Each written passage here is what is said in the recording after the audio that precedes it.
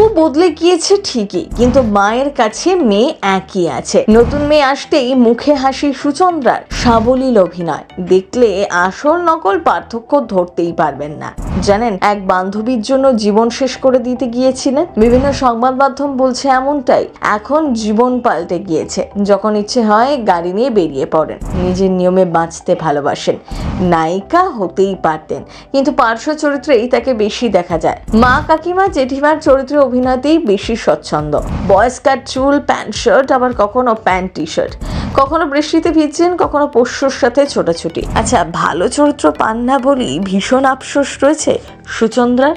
পর্দার ওপর মায়ের জীবনের সাথে কতটা মিল আছে সুচন্দ্রার বাস্তব জীবনে? বিয়ে করেননি, পোষ্যকে নিয়েই কেটে যায়। নিজের জীবন নিজের মতন করে বাঁচতে ভালোবাসেন। গাড়ি চালাতে ভীষণ পছন্দ করেন। জানেন, এক বান্ধবীর জন্য নিজের জীবন শেষ করে দিতে চেয়েছিলেন। বিভিন্ন সংবাদ মাধ্যম থেকে পাওয়া তথ্য বলছে এমনটাই। তুমি আসবে বলে সিরিয়ালে অভিনয় করতেন দিশা ও সুচন্দ্রা। সম্পর্কে ঘনিষ্ঠতা থেকে দুজনে থাকলেও শুরু করেন একই সাথে, কিন্তু দিশার পরিবার মেনে নিতে পারেনি এই সম্পর্ক। সূত্রে খবর, দুই বন্ধুর বাড়িতে এসে সুচন্দ্রাকে অপমান করে বাড়ি থেকে বের করে দিয়েছিল পরিবার।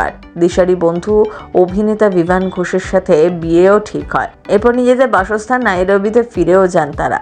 বাড়ির চাপ, সম্পর্কে টানাপোড়েন সবকিছু জেরেই নিজেকে শেষ করে দেন দিশা। তার বাড়ির পরিচারিকাই খবর জানায় সুচন্দ্রাকে। বিভিন্ন সংবাদ মাধ্যমে এমনই তথ্য বেরিয়েছিল, কিন্তু সেসব ঘটনা এখন অতীত। এখন নিজের জীবনে বাঁচেন তিনি। যখন ইচ্ছে হয় বেরিয়ে যান।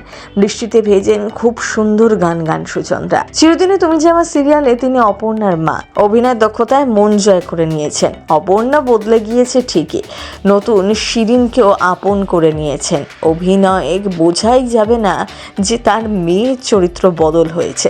একেবারে নিজের মেয়ের মতনই আগলে রাখেন। তার কৌতুক মেশানো অভিনয় মন ছুঁয়ে যায় দর্শকদের।